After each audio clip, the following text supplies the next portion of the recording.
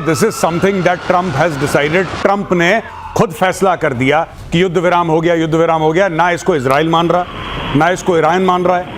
तो मुझे ऐसा लगता है कि ये ट्रंप की जो दगा का हैट्रिक है, ये ट्रंप की धोखेधड़ी का हैट्रिक है। पहले स्टीव विटकॉफ वाला कि ओमान में संडे को प्रोग्राम होना है बातचीत करने वाला, फ्राइडे को बमबारी शुरू हो जाती है।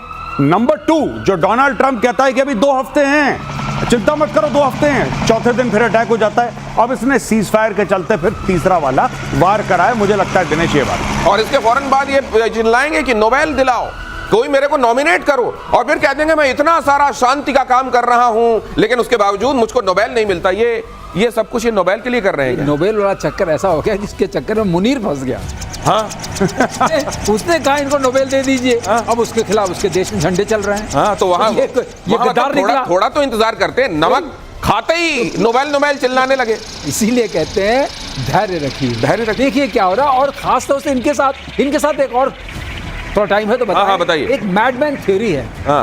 मैडमैन थ्योरी का ट्रंप के साथ है मैडमैन थ्योरी। ध्यान से सुनिए। हाँ। मैडमैन थ्योरी ये किसने की थी? निकोलस मैकियावेली ने। अच्छा। उसने ये लिखा था 1817 में। हाँ। कि ऐसे कुछ लीडर्स होते हैं जो अपना ऐसा हिसाब बनाते हैं कि वो आपको समझ में नहीं आता कि ये क्या करेंगे। तो फिर क्या मतलब आप इनको मैडमैन कह रहे हैं तो किम जोंग उन नाराज हो जाएंगे। देखिए वो कम नाराज हो, वो जो कहते हैं मैं चलाऊंगा आसपास से निकलती है, लेकिन किया कुछ नहीं उन्होंने। अच्छा।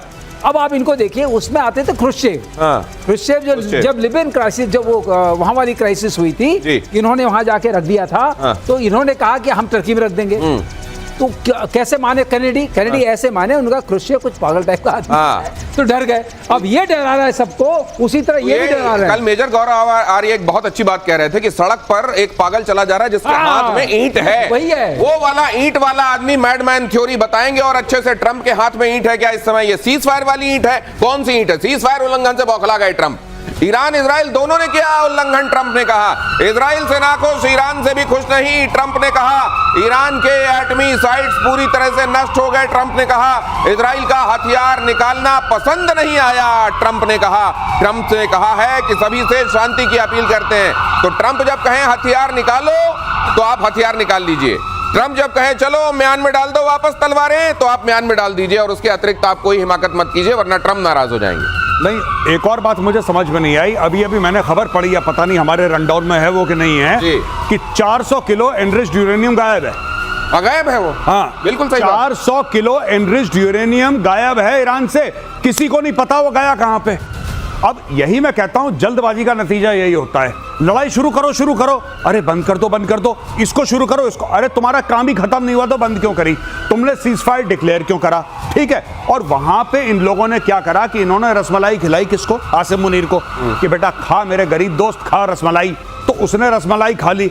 अब क्या हुआ, जैसे सर ने बोला था कि पाकिस्तान में मुनीर के खिलाफ जो प्रदर्शन हो रहा है, इन्होंने पता है आपको क्या करा है दिनेश? इन्होंने ऐसी खूबसूरत बात करी है कि मुनीर चुप है, माफी मांगने के लिए उन्होंने शहबाज शरीफ रखा हुआ है। एक आदमी रखा हुआ है कि भाई तू माफी मांगेगा, तुझे हम प्रधानमंत्री बोल देंगे, तू माफी मांगेगा। सारे कांड जितने भी बुरे काम हैं वो करे आसिम मुनीर, माफी मांगे शहबाज शरीफ। ये वहां पे गेम चल रहा है। तुझे हम प्रधानमंत्री बोल देंगे, जहां बोले वहां आके माफी मांग लेना, जिम्मेदारियां ले लेना, बाकी तो हम संभाल ही रहे हैं देश को। इससे पहले ट्रंप ने युद्ध विराम की घोषणा की थी। ट्रंप ने कहा सभी को बधाई। ट्रंप ने कहा इजराइल ईरान के बीच में संपूर्ण युद्ध विराम हो गया है। गजब ही है। ये देखिए, ये है the ceasefire is now in effect, please do not violate it. Donald J Trump, president of the United States. ये एक तरफ ऐलान भी है, फिर एक तरफ ये भी है कि तोड़ मत देना। नहीं, मुझे बहुत अच्छी बात लगती है, बड़ी दिल में ना उम्मीद जागती है। उम्मीद कैसी जागती है दिनेश भाई? उम्मीद ऐसी जागती है कि यार president of the United states होने के लिए सिर्फ एक ट्विटर हैंडल चाहिए। अगर वो है तो 90% चीजें आपकी ठीक हो गई हैं। इसमें पॉलिसी का भाड़ में, पॉलिसी बाद में देख लेंगे। ट्विटर हैंडल तुम्हारे पास भी है। सोच रहा हूँ सर मैं भी अप्लाई कर दूं president of the United states में। मतलब बहुत सारी चीजें अगर अब इसी तरीके से सोशल प्लेटफॉर्म में होने वाली हैं। जी। बहुत सारा सरकारी काम भी यहीं पे कई जगहों पे देखा जा रहा है, चल रहा है। और यहीं से अगर प्रेसिडेंट ऑफ यूनाइटेड स्टेट्स भी अपना ऑफिस चला रहे हैं तो फिर ये बस एक्स की जरूरत है। दिनेश एक बात समझ, नाम लिखना क्यों पड़ रहा है? ये कह रहा वायलेट मत करना। गौरव एक नहीं समझ में आ रहा है, नाम लिखना क्यों पड़ रहा है? Donald J Trump. President of the United states, पूरा नेम प्लेट पता ही नहीं है, नेम प्लेट लगा दिया उन्होंने। आप भूल ना जाएं सर, आप हल्के में ना लें उसको, इसीलिए मैडमैन ना आप कहने लगे, नाम से ही जाने, डेजिग्नेशन से ही पहचाने, इसके लिए किया जा रहा है। और साथ में ये भी कहा जा रहा है कि हो गया है, लेकिन तोड़ मत देना, सुनो, तोड़ मत देना। ऑफिस से आया बयान, लाइक अ लायन के सभी टारगेट पूरे हुए, शेर की तरह सभी ऑब्जेक्टिव अचीव। अगर युद्ध विराम का कोई उल्लंघन होता है तो इजराइल कड़ी कार्रवाई करेगा। नेतन्याहू ने बुलाई बेहद अहम बैठक, रक्षा मंत्री, सेना प्रमुख और मोसाद चीफ हुए शामिल। ये इन्होंने पहले नहीं सुनी थी नेतन्याहू ने। नेतन्याहू को ट्रंप ने कहा था थोड़ा रुक के हल्का हाथ रख के चलना, उन्होंने तब नहीं सुना, उन्होंने अपना टाइम देखा और कर दिया काम। लेकिन उन्होंने एक बात कही, और बहुत अच्छे से कही, क्योंकि ट्रंप ने एक बात उनकी की ना, बम मारे। इन्होंने कहा देखिए जब तक वो नहीं करते हैं हम नहीं करेंगे, क्योंकि इसको नेतन्याहू को पता था वो कुछ न कुछ करेंगे। अब लीजिए, लेकिन ये अजीब स्थिति है। उधर उसको कह रहे हैं कि सीज फायर तोड़ दिया, ईरान ने देखो मिसाइलें मार दी, कतर पे भी मार दिया। वो कह रहा है नहीं मैंने नहीं मारी, किसने कह दिया मैंने मारी है? तो इस तरीके से मतलब वो तो सीज फायर पे, तो ट्रंप कह रहा है अच्छा तुमने नहीं मारी, तब तो तुम सीज फायर पे टिके हुए हो यार, तो फिर इजराइल ही गलत कर रही है। गजब स्थिति चल रही है। बिल्कुल, और मैं आपको बता रहा हूं ट्रंप इतना डेस्परेट है नोबेल प्राइज के लिए, वो कह रहा है कि नहीं बस मुझे दे दो। अच्छा, इसको अगर मैं तो कहता हूं कि एक नोबेल प्राइज की कॉपी बना के, खाका बना के इसको पकड़ा दो कि सर आप इसी को मानिए नोबेल प्राइज, ये बिना लिए मानेगा नहीं है। मैं आपको बता, ये बिना लिए मानेगा नहीं। ट्रंप लेकर मानेगा नोबेल प्राइज, चाहे उसको 10 लड़ाइयां शुरू करके सीज फायर करवाना पड़े। ये फालतू में शुरू करेगा, फिर सीज फायर शुरू करेगा, सीज फायर की कोई दे दो, इसको पकड़ते तभी चुप रहेगा। 80 साल की उम्र के करीब पहुंच के ये बच्चों वाला हट कि जैसे उसके मुंह में अगर दूध की बोतल डाल दो तो ही चुप होगा, नहीं तो वो रोता रहेगा वाली बात गजब है। अगली खबर देखिए कि सीज फायर को लेकर ईरान के विदेश मंत्री का बयान, हमारी फोर्स आखिरी मिनट तक इजराइल को सजा देगी, सभी ईरानियों के साथ जांबाज सशस्त्र बलों का आभार, ईरान खून की आखिरी बूंद तक लड़ेगा, हमारे सैनिक देश की रक्षा के लिए तैयार, दुश्मन के हमले का आखिरी क्षण तक जवाब दिया जाएगा। खामेनेई ने तो यह भी कह दिया कि हमने जंग जीत ली, हम शिकस्त खाने वाली कौम ही नहीं। बस कहानी खत्म। यही चीज तो पाकिस्तानी कहते हैं। आप पाकिस्तानियों को जितना भी मारिए, वो कहते हैं हम जज्बे वाली कौम है, हम हार ही नहीं सकते। अब इसके देखिए, ये तो ऐसा लॉजिक आपने दे दिया बेसर पैर का, कोई कुछ कह ही नहीं सकता। इनको देखिए कितना, इनके न्यूक्लियर तबाह कर दिए, इनके जितने भी लॉन्चर थे वो तबाह कर दिए, इनकी बैलिस्टिक मिसाइल्स के जो मैन्युफैक्चरिंग यूनिट्स थी वो तबाह कर दी, इनके पूरे फर्स्ट लाइन जो थे खमेनेई के नीचे उनको मार दिया, इनके सारे हेडक्वार्टर तबाह कर दिए। लेकिन जंग ये जीत गए, जंग ये जीत गए। और साइंटिस्ट भी मार दिए, साइंटिस्ट तो पहले ही निपटा दिए थे, कुछ और मार दिए, सब कुछ खत्म कर दिया, लेकिन जंग ये जीत गए। ये पाकिस्तान वाला मामला है सर, ये दूसरा पाकिस्तान वाला मामला है। एयर मार्शल श्रीवास्तव, इसमें एक और चीज, इसमें बिल्कुल उसी तरीके से जैसे यहाँ रफेल को लेकर दावे किए जा रहे थे ना, वो कह रहे हैं हमने B2 मार दिया और कुछ पता नहीं निकाल के भी लाए कहीं से, जिसमें मिसाइलें जाके पीछा कर रही हैं और B2 को उड़ा रही हैं। ये इन्होंने कहा, ये पूरा एकदम वही केस है। जब ईरान के ऊपर हमला हुआ तो खमेनेई ने डायरेक्टली फोन करा आसिम मुनीर को और बोला मुन्नू भाई एक बात बताओ, अब क्या करना चाहिए? कह रहा कुछ नहीं, मार पड़ेगी, उसके बाद कपड़े अपने झाड़ना, बोलना मैं जीत गया बस, और ट्विटर पे लग जाना तुम मीम डालने, जीत गया जीत गया जीत गया। कह रहा हमने ऑपरेशन सिंदूर में यही काम करा था, हमने इतनी मार खाई, सुझा दिया मुंह मार मार के मोदी ने, लेकिन हमने बोला कि हम जीत गए, तुम भी यही करो। और सुना है कि उसके बाद ये भी पूछा गया कि ये बताओ वो कैसे छिपाएंगे सैटेलाइट से, वो जो इतने बड़े बड़े छेद हो गए हैं। बोला तिरपाल डाल दो। तिरपाल की टेक्नोलॉजी तो पाकिस्तान के पास है भाई, वो सीक्रेट टेक्नोलॉजी, ये सीक्रेट टेक्नोलॉजी है, बाहर नहीं जानी चाहिए। पाकिस्तान में कहा गया, खामेनेई ने इजराइल को फिर से दी धमकी, ईरान आत्मसमर्पण करने वाला राष्ट्र नहीं है। खामेनेई ने कहा हम किसी के आगे नहीं झुकेंगे, हम ऐसी कौम नहीं जो किसी के आगे झुक जाएं। खामेनेई की तरफ से जो ट्वीट है देख लीजिए, those who know the Iranian people and their history know that the Iranian nation isn't nation that surrenders।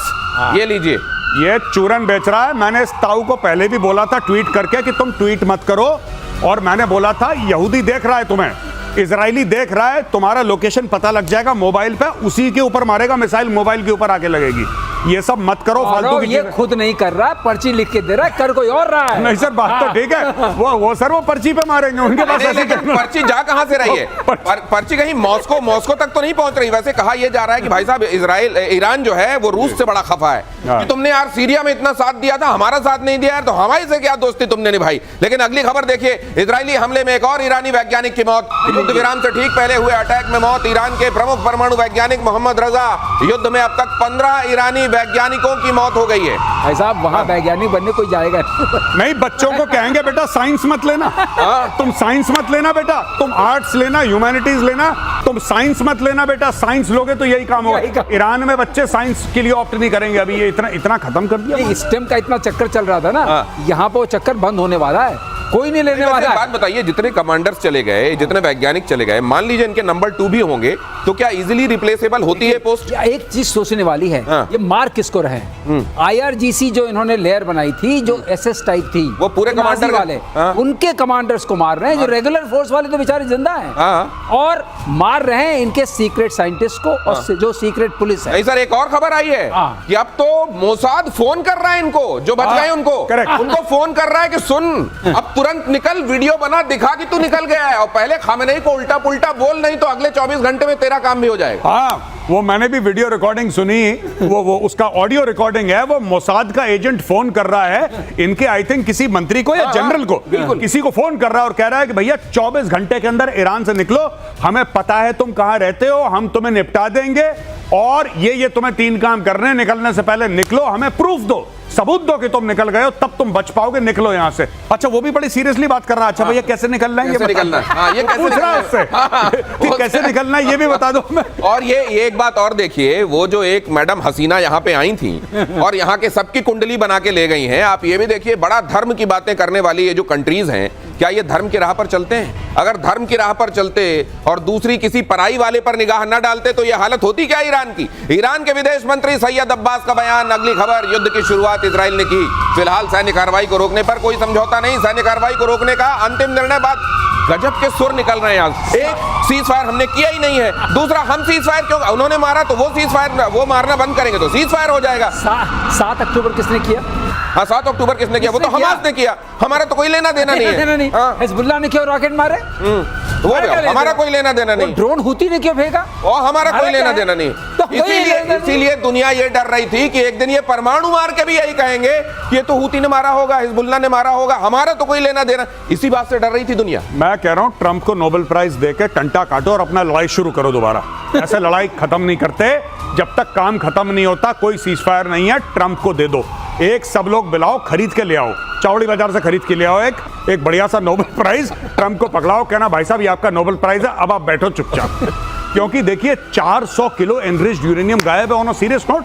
400 kilo, उससे कितने सारे परमाणु बम बन सकते हैं, वो कहां है किसी को पता नहीं।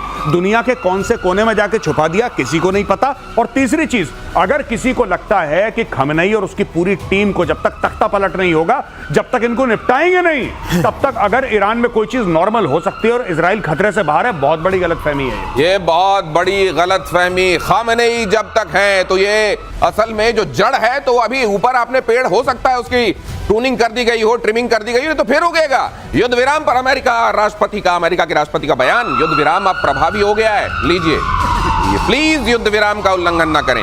ये प्रकारांतर से, ये वही बात को अलग अलग तरीके से ये बोलते हैं कि हमने युद्ध विराम लागू कर दिया है, फिर ट्रूस ले आएंगे, फिर सीज फायर ले आएंगे, इस तरह के शब्दावली। और साथ में वो जो पार्टीज हैं जिनको लेके दावा कर रहे हैं, उनको धीरे से बोलेंगे, सुनो अब कोई किसी पे हमला नहीं करेगा। और इतने में खबर आएगी कि हमले हो गए। दिनेश प्लीज नोट करिए, प्लीज प्लीज प्लीज। पहली बार ट्रम्प ने प्लीज कहा था, और उससे पहले क्या था? Complete surrender. पहले ऑर्डर था, प्लीज पे आ गया, प्लीज पे आ गए। थोड़ी देर में और हाथ जुड़े हुए आएंगे इस टाइप से, और प्लीज मेरे नोबेल का ख्याल रखो यार, ऐसे मत करो। अगली खबर देखिए, कतर ने फिर खोला अपना स्पेस। ईरान और इजराइल में युद्ध विराम के बाद खोला है स्पेस। ईरान ने कतर की राजधानी दोहा में स्थित अमेरिकी बेस पर मिसाइल से हमला किया था, जिसके बाद कतर ने अपना स्पेस बंद कर दिया था। कतर में अमेरिकी सैन्य बेस अब भी हाई अलर्ट पर। कतर कह रहा है, बहुत तेहरान के साथ उसने नाराजगी जताई है, नाराजगी का लेटर दे दिया है, लेकिन तेहरान कह रहा है नहीं हमने तो मारा ही नहीं है। घर की बात है, देखिए साफ सीधी बात है। लेकिन जो ईरान ने मारा, आप ईरान के अंदर खौफ देखिए दोस्तों। ईरान का खौफ ऐसा है कि ईरान ने जब मिसाइल मारी अमेरिकन के ऊपर, तो पहले एडवांस में नोटिस दिया कि भाईजान इतने बजे इतनी मिसाइल हम मारेंगे, तुम बच जाओ। अच्छा, ईरान ऐसा क्यों कर रहा है? ईरान को अपनी जनता को शांत करना है और पूरा जो ओआईसी के 57 मुस्लिम कंट्रीज हैं उनको ये बताना है कि यार देखो अमेरिकन के ऊपर सिर्फ मैं हूं जो अटैक कर सकता है, किसी की और औकात नहीं है। और वहां पे चुपचाप, अरे इनमें हिम्मत होती ना दिनेश भाई, अगर इन लोगों में, ईरानियंस में हिम्मत होती तो जो पर्शियन गल्फ में इनके एयरक्राफ्ट कैरियर हैं, इनके डिस्ट्रॉयर हैं अमेरिकन नेवी के, उसमें मिसाइल मारते, अरे कुछ तो करते। ये नहीं कर, ये पहले एडवांस में बताते हैं, ये डर गए ईरानी। गौरव एक बात और है, आपने कहां मारा? आपने कतर में मारा, 1000 दूर है, 1000 किलोमीटर दूर। क्यों नहीं मारा बहरीन में? फिफ्थ फ्लीट तो खड़ी है ना, मारो, हिम्मत है तो, क्योंकि वो 10-12 मिनट दूर है। अच्छा, इससे तो बताएंगे, खबर देंगे, उनको खबर नहीं भी दें, खबर लग जाएगी। नहीं, आप बिल्कुल सही कह रहे हैं। उतनी दूर मारने की क्या जरूरत थी? और अब वहां जहाज कोई है नहीं। ट्रंप ने थैंक यू बोला, अरे let us know, thank you for letting us know in advance. बहुत बहुत धन्यवाद आपका ईरान, आपने हमें पहले बता दिया। गौरव, जहाज तो निकल गए थे, हम लोग पहले जब शो कर रहे थे, पता नहीं कब निकल के थे, मैंने उसी वक्त आपसे बोला था जहाज निकलेंगे, इसका मतलब मामला खतरनाक है, बम गिरने वाला है। तो जहाज तो निकल गए ना, जहाज न कुछ, आप अब वहां कुछ है नहीं, लेकिन फोड़ फाड़ के उधर पे संदेश दे दिया गया कि देखो अमेरिका की कॉलर भी हम पकड़ के आ गए, लेकिन पूछा गया तुमने किया है क्या? नहीं, हमने नहीं किया है। ये खेल जो चल रहा है। अगली खबर देखिए, कतर में अमेरिकी सैन्य बेस पर अटैक से जुड़ी ये खबर, अमेरिकी आधिकारिक सूत्रों से ये खबर आई है। ईरानी हमले में कोई हताहत नहीं है। पहले ही फोन कर दिया होगा, भाई साहब हटा लो, देखो हमारे यहाँ दबाव बहुत है, आपके यहाँ एक आध बम फोड़ने पड़ेंगे, आप अपना सामान हटा लो, हमारी इज्जत रह जाएगी, आपका भी शौक हो जाएगा। ट्रंप ने ट्वीट करा है, थैंक यू बोला ईरान को कि धन्यवाद हमें पहले बताने के लिए। बस ये आया है, ये ट्वीट आया, उसने ट्वीट करा है, ट्रंप ने ट्रूथ सोशल पे डाला है, फिर उसको फॉरवर्ड करा है एक्स पे यानी कि ट्विटर पे। और एक और चीज, फिर ट्रंप ने इनकी बेइज्जती भी करी है। पहले इनको थैंक यू बोला ट्रंप ने, फिर ट्रंप ने 1 घंटे बाद एक और ट्वीट करा कि जो तुम्हारा हमला था बड़ा हल्का टाइप का था, कुछ अच्छा नहीं लगा, बड़ा ऐसा बड़ा कमजोर टाइप का मरा हुआ सा तुमने हमला करा हमारे ऊपर, आगे से मत करना। मैं वहां थाट लेके बैठा हूं, पैट्रियट लेके बैठा हूं, हमला ऐसा करोगी? कह रहे तुमने 12-14 मिसाइल मारी, 13 को तो हमने गिरा दिया और एक तो गलत डायरेक्शन में जा रही थी, उसको हमने नहीं, 14 का बड़ा महत्व है। उन्होंने कहा हमने भी उतने मारे जितने अमेरिका ने मारे। अच्छा, उसने 14 बॉम्ब मारे, हमने 14 मिसाइल मारी। अरे भाई साहब, बड़ा कनेक्शन। अच्छा, हिसाब बराबर। और इसीलिए अब महबूबा मुफ्ती जैसे लोग आकर कह रहे हैं कि ईरान ने पूरे मुस्लिम वर्ल्ड का रहनुमा बन के दिखा दिया है, लीडर बनकर दिखा दिया है, और उसने पश्चिमी देशों को घुटने पर ला दिया है। बस बिल्कुल, एक महबूबा मुफ्ती भारत को और पूरे एशिया को घुटने पे ले आई है और एक ये घुटने पे ला रहा है। घुटने के अलावा तो बात समझ में नहीं आ रही कि आलम इस्लाम में पूरी मुस्लिम कंट्रीज में इतने अच्छे अच्छे लीडर हैं, जैसे for example crown prince Mohammed bin Salman, जो अपने मुल्क को बेहतरी की ओर ले जा रहे हैं, उनका एग्जांपल नहीं दे रहे। जो यूएई के लोग हैं, जो अपने लोगों के लिए बेहतरी कर रहे हैं, उनका उदाहरण नहीं दे रही महबूबा मुफ्ती जी, उदाहरण दे रही है किसका? खमेनेई का। ये आदमी जो कि हिजबुल्लाह और हमास पाल के बैठा हुआ है, उसका उदाहरण दे रही है। ये तो हाल है इनके। ये है, देखिए, यही कहते हैं ना, घुटने की बातें हो रही हैं। कम से कम अकल वहां रखकर बात नहीं करनी चाहिए। और ईरानी खतरे को देखते हुए पेंटागन चौकन्ना हो गया है। ईरान के हमले को पूरी तरह नाकाम कर दिया गया है। एटमी साइट्स पर हमले के बाद से ही चौकन्ना है। संभावित हमले के लिए मिसाइल लॉन्चर तैनात है। कहते हैं जब पेंटागन आसपास पिज्जा के ऑर्डर बढ़ जाएं तो बड़ा काम हो रहा होता है वहां। तो क्या काम के लिए आवश्यक शर्त है कि वहां पिज्जा खाए जाएं? मुझे ऐसा लगता है कि अगर पिज्जा का जो रात भर अगर डिलीवरी हो रही है पिज्जा की, तो कुछ हो सकता है। मतलब ईरान जो है हमले इस टाइप के कर रहा है कि पिज्जा खा खा के भी इनको रोका जा सकता है। मैं तो खुद सोच रहा हूं कि साउथ ब्लॉक के आगे छोले भटूरे की दुकान लगा दूं। ठीक है, कहीं दोबारा ऑपरेशन सिंदूर चालू हुआ, पता लगा मेरे ऑर्डर निकल रहे हैं, ये भी हो सकता है। दक्षिण इजराइल के बीरशेबा जिसको बोलते हैं, ईरानी हमला, कई इमारतें ध्वस्त, 4 की मौत, कई जख्मी। सीज फायर के बाद ईरान का यह हवाई हमला हुआ। ईरान बोला आखिरी हमला हमने किया है, 10 से 15 बैलिस्टिक मिसाइलें दागी गईं। ये इनकी कौन सी बात ये माने, इनकी कौन सी बात से इनकार कर दे, कोई नहीं जानता। और इस तरह की सिचुएशन ही किसी को ये सोचने के लिए मजबूर करती है कि अगर इनके हाथ में, बंदर के हाथ में उस तरह फिर भी सेफ होता है, इनके हाथ में अगर न्यूक्लियर आ गया तो क्या होगा? अगली खबर देखिए, ईरान के शॉर्ट रेंज हथियार अमेरिका के लिए बड़ा खतरा। ईरान की रेंज में 2 दर्जन अमेरिकी मिलिट्री बेस, SRBM मिसाइलें फजर 5 रॉकेट सिस्टम घातक कामिकाजी ड्रोन के जरिए भी हमला संभव, लेकिन क्या ये पहले फोन करके इन तमाम जगहों पर बता देगा ईरान फिर से कि देखिए मेरे पास ये है, मैं कुछ जगहों पर भेजूंगा? देखिए भाई साहब, एक मैं बात आपको क्लियर बता दूं, ईरान की स्ट्रेटजी, जब भी ईरान के खमेनेई को यह भी बोलना पड़ता है कि दुश्मन बहुत बुरा है और हम दुश्मन के दांत तोड़ देंगे, वो कभी यूएस का नाम नहीं लेता, नहीं लेते। ज़ायोनिस्ट रजीम का नाम लेगा, वो नाम लेगा भाई साहब इजराइल का, किसी तरीके से यहूदियों का नाम लेगा, यूएस का नाम उसने लिया ही नहीं लिया। जबकि असली में मार यूएस ने मारी है।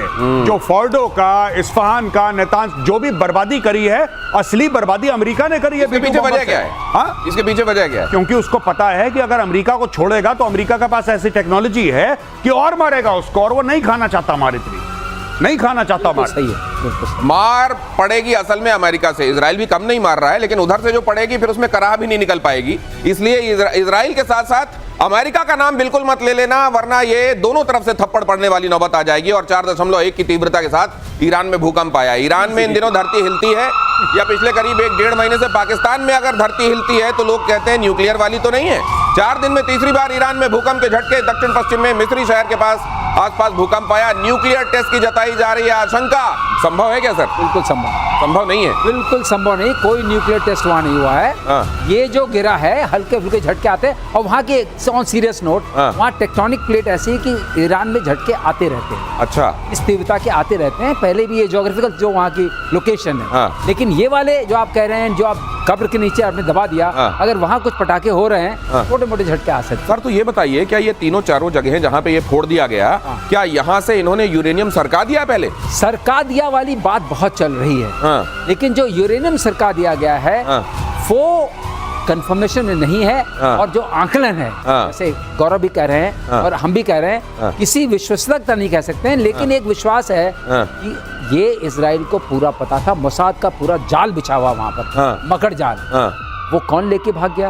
मोसादी लेके भाग गया क्या?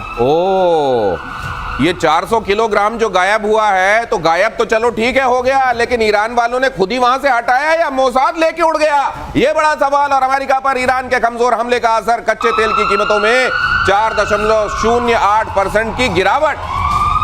WTI क्रूड ऑयल ये $72.69 पर पहुंचा। ब्रेंट क्रूड ऑयल 75.81 तक आया।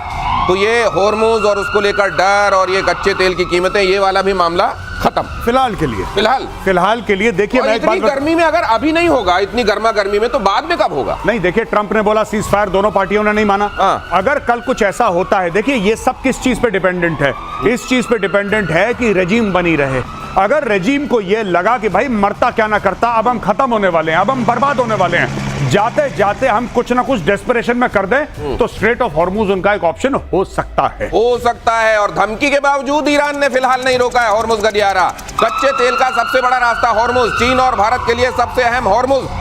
चीन की तो इकोनॉमी मेनली समझ लीजिए हॉर्मुज से ही चलती है। ये है वो इलाका जो आप यहाँ देख रहे हैं, देखिए, जिसको हमने बड़ा भी करके आपको दिखाया है, थोड़ा इसको मैग्नीफाई करके दिखाया। एक बात मैं जोड़ दूं कि एज पर जो हमारा यूएन, इन्होंने प्रस्ताव पास किया अपने यहाँ संसद में, उसके बाद ये रोके क्यों नहीं रोका इन्होंने?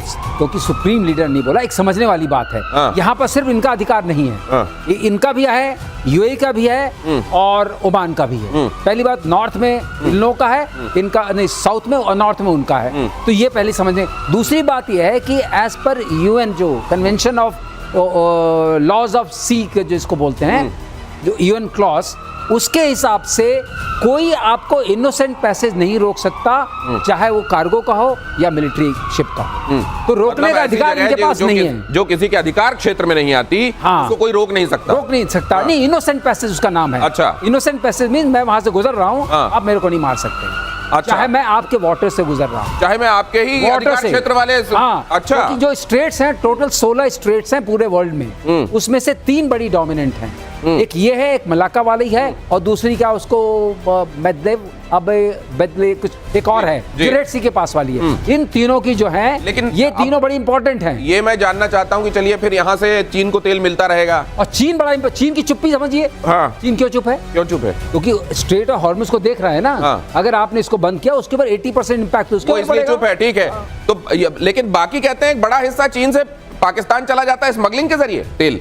नहीं, ईरान से पाकिस्तान, हाँ सॉरी, ईरान से पाकिस्तान, सिस्तान बलूचिस्तान से पाकिस्तान जाता है, और पाकिस्तान में उस इलाके में जहां पे स्मगलिंग होती है तेल 500 रुपए लीटर हो चुका है। लेकिन जो गौरव बता रहे हैं ना, लेकिन टैंकर से कितना जाएगा? आपको तो वो वाले सी वाले टैंकर, बड़े बड़े टैंकर से ले जाना पड़ेगा। लेकिन चलिए वो वहां इतने में ही काम चल जाता है सर। यहाँ वाला डिफरेंट है, यहाँ वाला डिफरेंट 500 वाला ना उसके सी भाई बोतल